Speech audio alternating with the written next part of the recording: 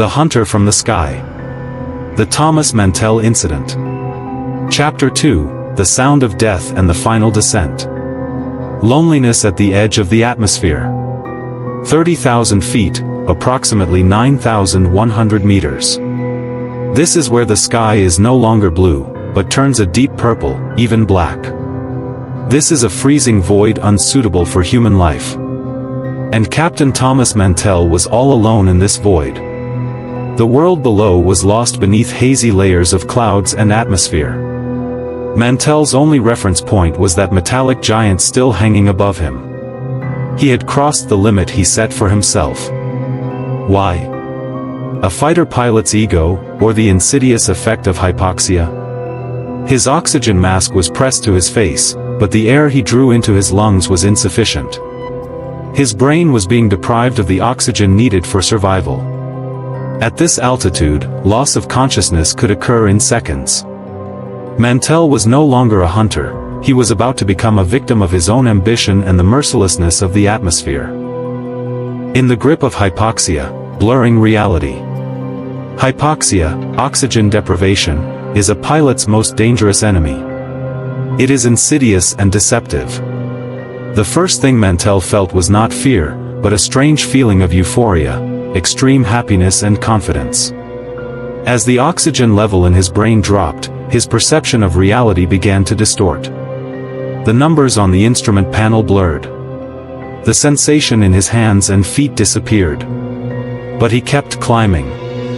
Reaching that metallic object had turned from a military mission into an obsessive goal.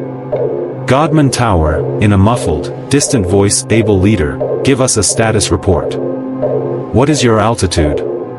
What is your oxygen status? Respond." Mantell heard the tower, but he struggled to make sense of the words.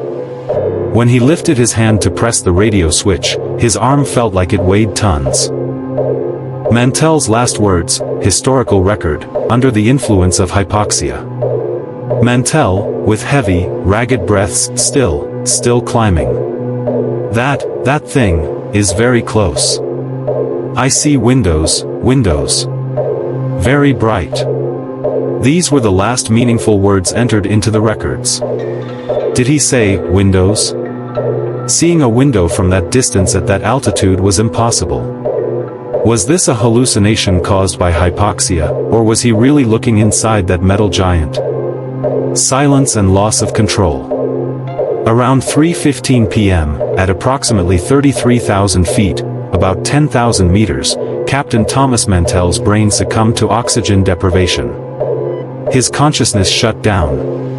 His head tilted to the side. His hands slipped off the control stick. At Godman Tower, Colonel Hicks and the other officers listened in horror to the static noise coming from the radio. Godman Tower, able leader, respond. Mantell, do you hear me? Lose altitude. I repeat, lose altitude. But there was no answer.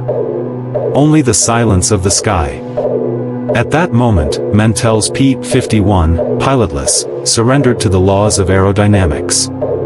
The engine was still running, but the aircraft was out of control. Gravity began to pull it mercilessly towards itself. This was not a descent, it was a dive. An uncontrolled, chaotic, accelerating dive of death. As the aircraft approached the speed of sound, the pressure on the fuselage reached unbearable proportions. The crash, a crater in Kentucky. On a farm near Franklin, Kentucky, a farmer named William Phillips was working in his field. First, he heard that terrifying, whistling sound coming from the sky.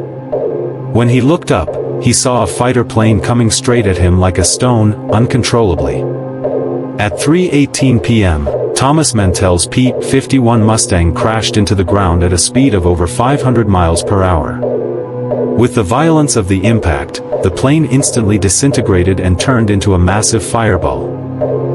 The debris field extended for hundreds of meters. That powerful Merlin engine was buried in the earth. The wings were shattered.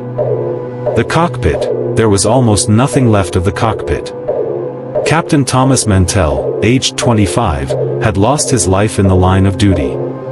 He had not been shot down by an enemy plane. He died chasing the unknown in the sky, pushing the limits of the atmosphere. First reactions and dark questions. The local people and police were the first to reach the scene. Soon after, military police from Fort Knox cordoned off the area. Journalists flocked to the scene. The headlines were ready: pilot chasing UFO crashes. However, as the wreckage was being removed and Mantell's lifeless body recovered, terrible questions remained. 1. Last words on the radio. What were the windows Mantell mentioned? Did he really see something, or was it just a trick of an oxygen-deprived brain? 2. The fate of the object. Where did that massive, metallic object go after Mantell crashed? Radars at Godman Tower reported that the object rapidly ascended and disappeared immediately after Mantell fell.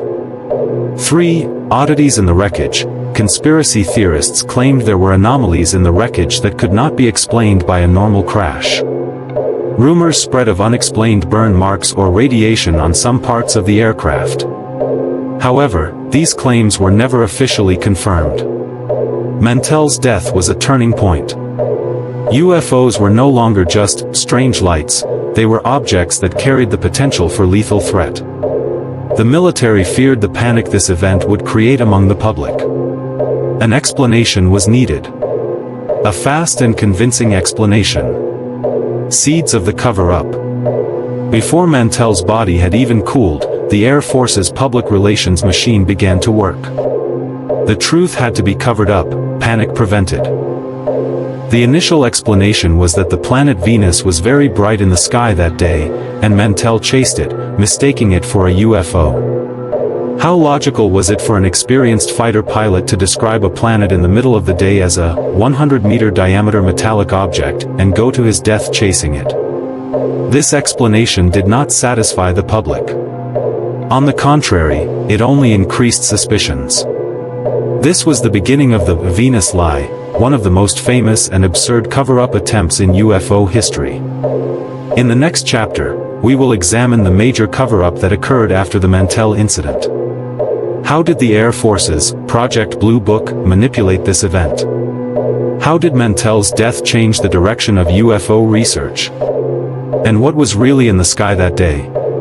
Tune in to Part 3 to see the conclusion of this deadly pursuit and continue this tragic tale of heroism with us.